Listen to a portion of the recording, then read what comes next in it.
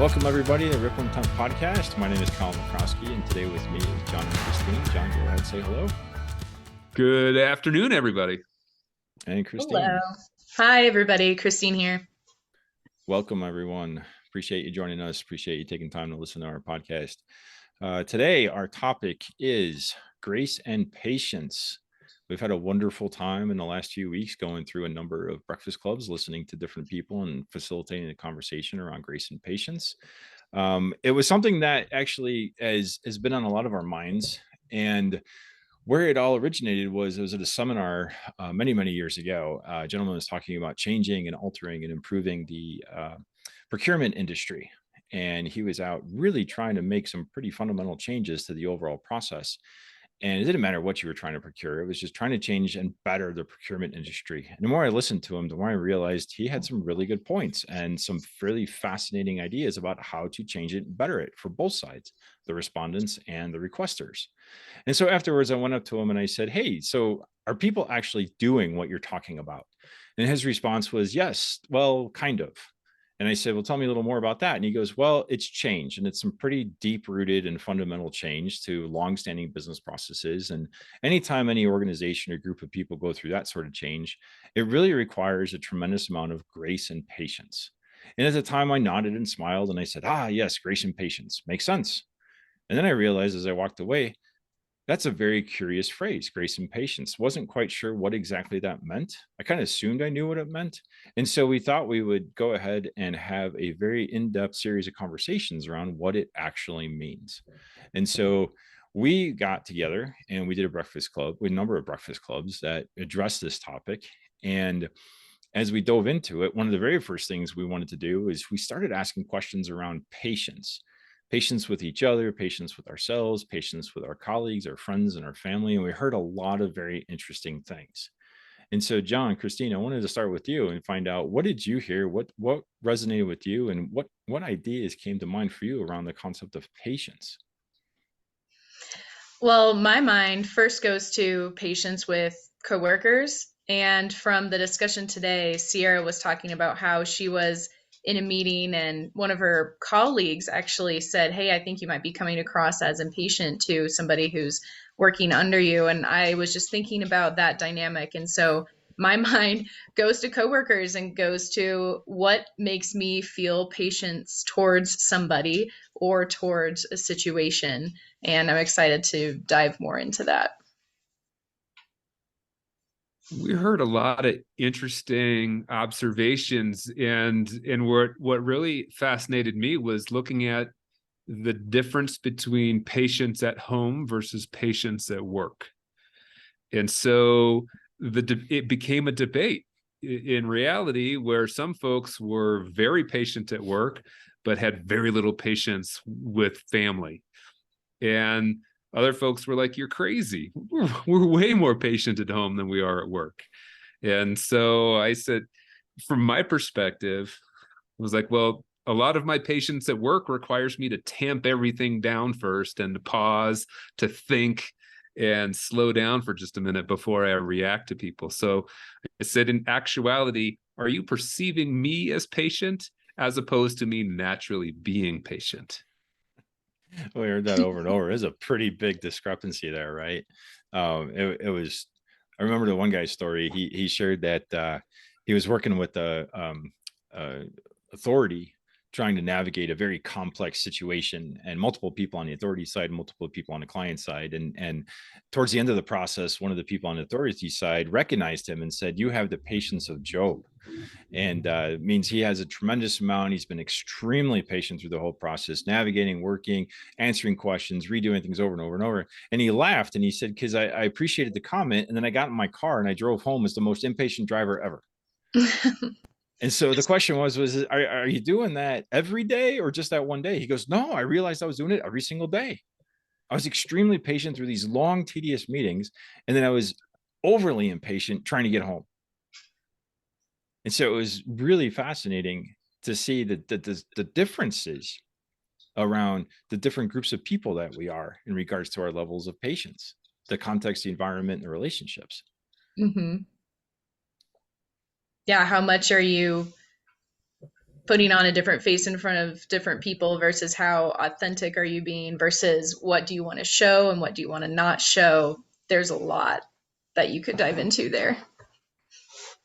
It was really interesting to see where some people were patient, others were completely opposite, right? Like Jon, you said there were some at home that were patient more so than work, and then other people were completely the opposite. And then, of course, within the work environment, some people were patient with those closer to them and more impatient with those at arm's length. We heard that today, right? The stranger. I'm a lot less patient with strangers because I don't really care. I won't see them again. Mm-hmm. And that got a few chuckles, but there was some truth. And then other people are like, man, I have a lot more patience with strangers than I do with those closest to me. Right. I think we had every perspective on this question and in this Every particular person. conversation. Yep. It was pretty fascinating. And so as we explored that, right, we actually took a pause and we had to better understand what does grace and patience really mean. So we pulled out the Webster definition, looked it up online just to find what's the official definition of patience, and we heard a number of things. But really, what Webster quotes, or if I were to quote the dictionary, right, it's the bearing. I'm going to look to my left here and read it for a moment. The bearing of provocation, annoyance, misfortune, pain, without complaint, loss of temper, irritation, or the like.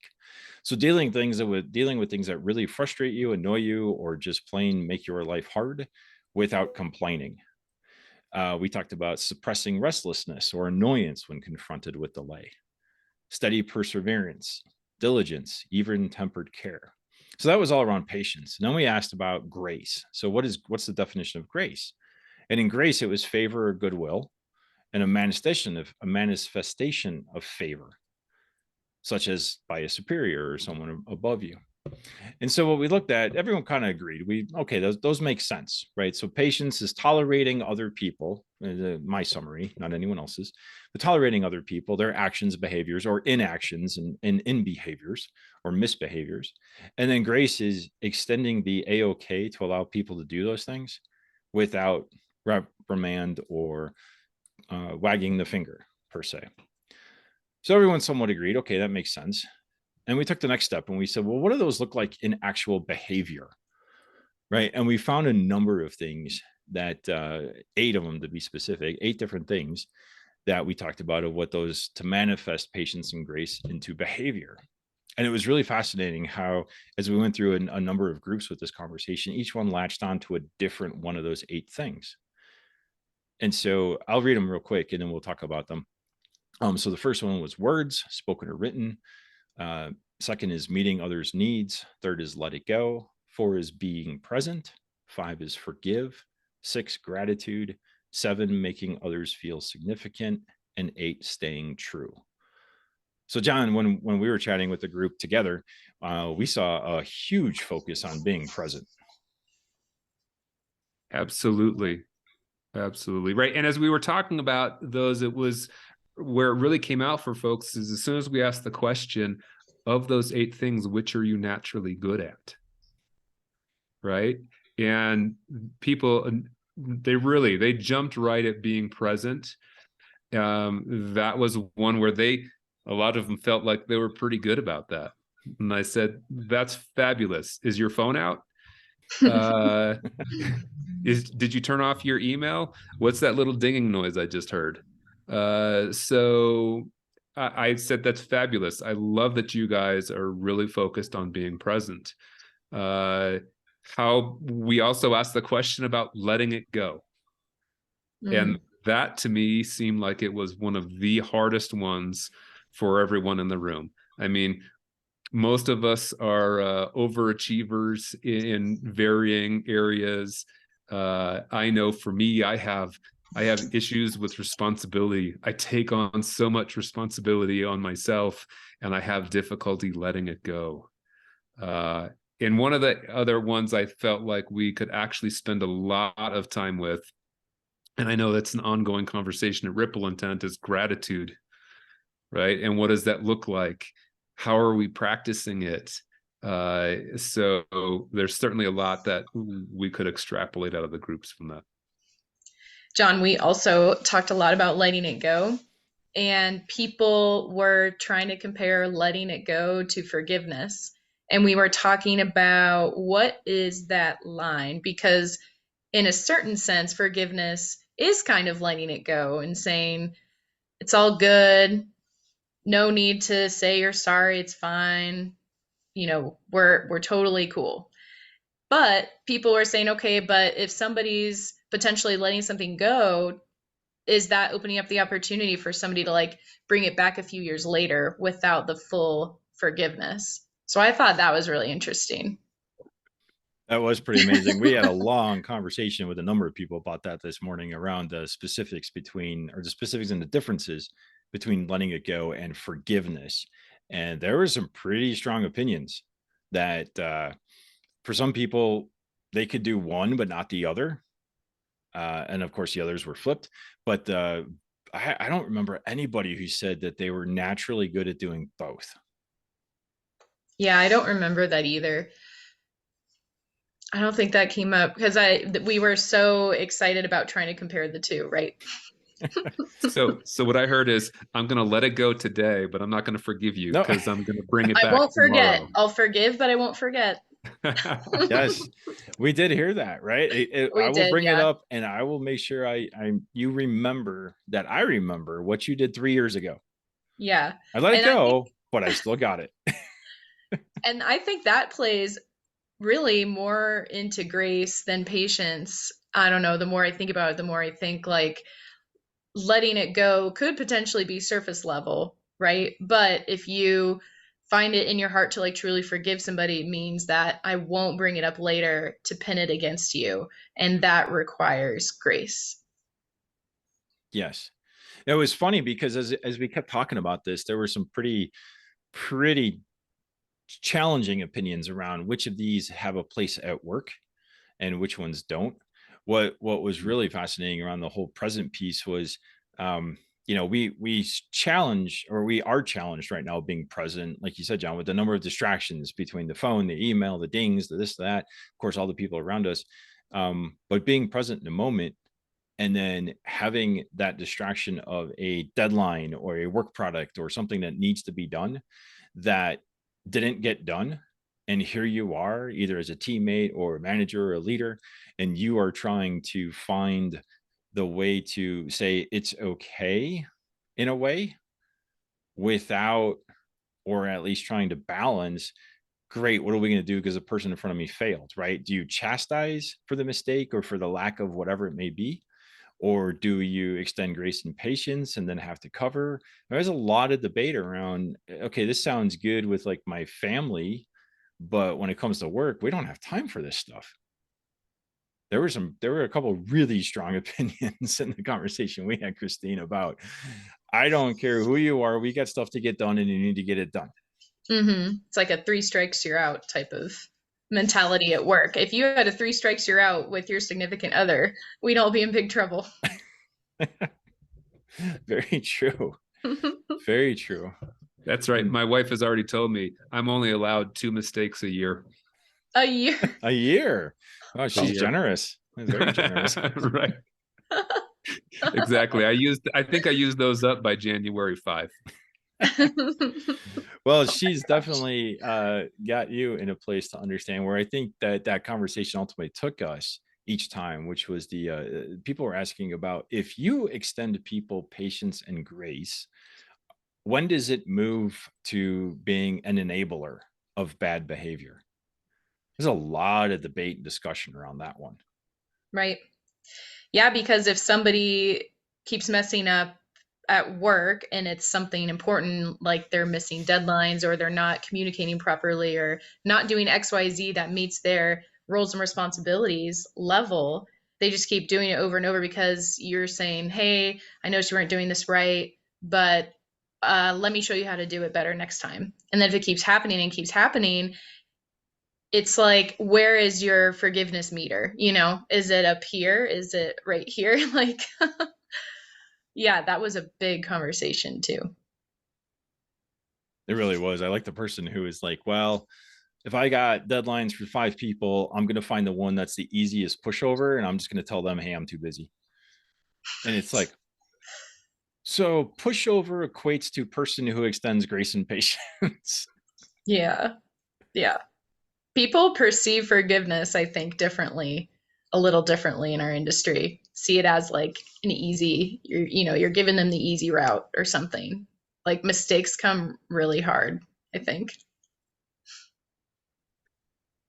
Yeah, oh my gosh, guys, that triggers me on so many levels. Just the whole idea of who, which of, which internal client, external client is going to be, the pushover, who is the one we perceive as being forgiving.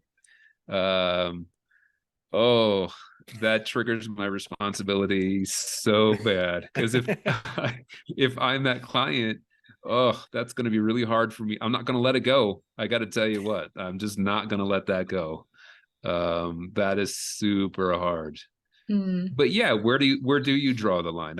I think it's such a gray area. It's so individually focused for when does it become enabling? How do you still maintain an attitude, a mindset of extending grace and being patient, um, without crossing over that line?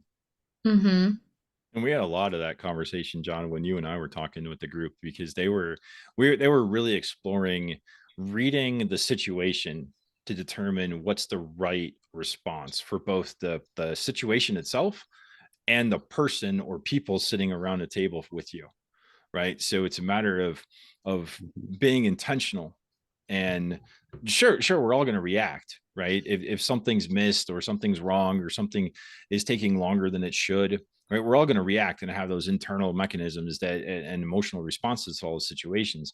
What the group was really trying to explore and understand was, how do you know what's the right lever to pull in this situation? Is the lever the action, right? The strong arm and be decisive and be command directive. Okay, here's what we're going to do. Or is it being able to sit tight and let the group or the individual work through whatever it is they need to work through on their own? Or is it a little bit of advice and guidance, and then again staying, do you stay silent or do you offer a little bit of help? Or it was really fascinating to watch people talk about it. It was almost as though most people recognized when someone or a situation needed patience or grace, but Mm-hmm. everyone then jumped to, here's how I always react because this is what I normally do. Mm-hmm. There didn't seem to be a lack of, I don't say awareness around when it's needed, but what was lacking was the right response at the right time, or at least that's what a lot of the conversation was. Right. One thing that's striking to me with that, would be interesting to follow up beyond that, to flip the question. So if not you're the one who is able to extend grace and be patient, but what about those times if you're the one who is struggling and you or need to request it,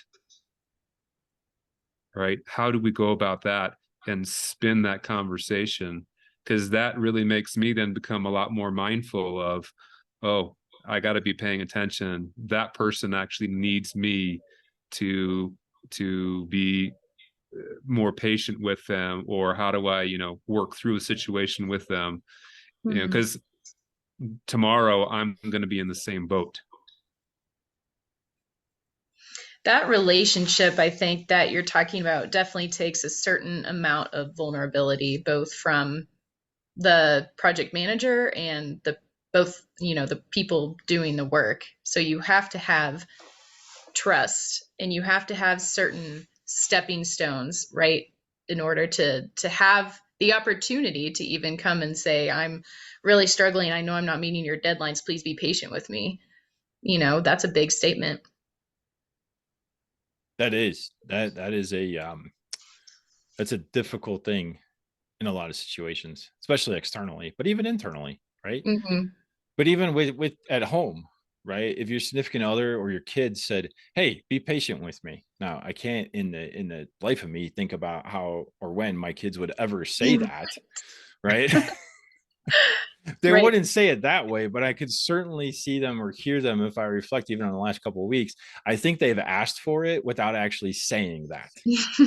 and I most likely completely missed it each Right. time that came up. Just like, you're just kids being kids, whatever. Patience tomorrow. Right. Especially with the teenagers, you get the eye roll, you get the sigh, you get the right, all those different reactions. And I think in a way, those are all ways of saying the same thing. Give me a little bit of space, give me a little bit of patience, right?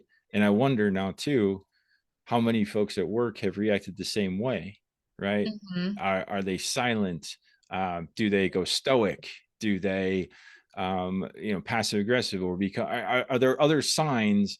Is there another way that people are saying to their leader, to their manager, to their team, can you pause for a moment and give me a little bit of patience and grace on whatever it is that's happening, without actually saying it that way? Right.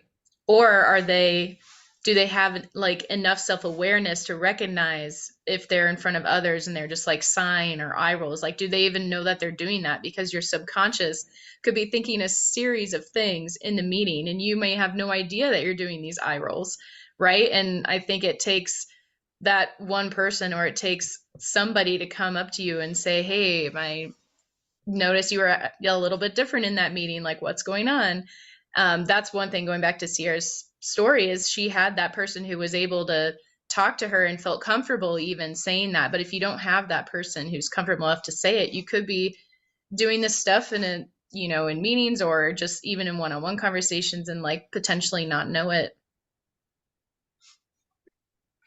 Absolutely. And in our hybrid work environment, if you're not on video, can you hear the eye roll? Right. I think that actually, I'm processing that a little bit as well. So, one of the things we're going to have to be mindful of is, if you're not in person, what does that really look like, right? It's, that could be, at some point, that's going to have to be a phone call, because this is really in order to convey, I need some grace from you. That's always going to work better as a conversation as opposed to something written, or the silence that just sits on the other end of a Teams chat. Right. How true. How very, very true. It's a skill I think we've all continued to learn. And as both leaders and teammates, right? Being aware of when people are looking for grace and patience, not specifically looking or asking for it, but understanding the subtle or not so subtle cues when they really need Mm-hmm. it. And then of course, as an individual, looking for that opportunity to, like you said, Christine, be vulnerable enough and trusting enough to say, I need you to give me some space on this while I work through it, or I need you Mm-hmm. to be here with me while I go through this. Here's what I need. I don't need you to fix it, but I need your help and support in X, Y, Z. Very, very important. And it was an amazing conversation. Each of the conversations we had that focused on grace and patience. One thing that you would share with our listeners, one takeaway around grace and patience. Let's start with you, Jon. You have to start with yourself. If I can't have a little grace and patience with myself, then I'm not going to be able to maintain a mindset to carry it on for everyone else. Well said. How about you, Christine? For me, I'm really thinking about grace specifically. It's not only forgiveness, but it is vulnerability, which we've been talking about a lot. And with your significant other, it is about self awareness at times. There's so many components to grace, and I love digging into those more. But that's really what I'm thinking about, is how can I focus on those stepping stones to grace to really put that into work, into my personal life, into all interactions. Well said. Well said. And I would say, I think if there's one thing to take away that we heard from so many different people, is that we all need more of it. We need more Mm-hmm. of it for ourselves.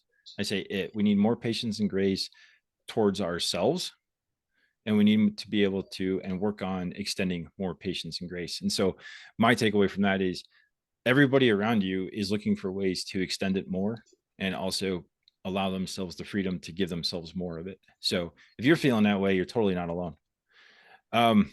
With that, I think that wraps up our conversation today around patience and grace. I'd like to thank Christine and Jon for joining us on the Ripple Intent podcast. Remember to check us out on LinkedIn, as well as our website, www.rippleintent.org. And until next time, hope you find an opportunity to extend some patience and grace. Thank you for listening, and we'll see you down the road.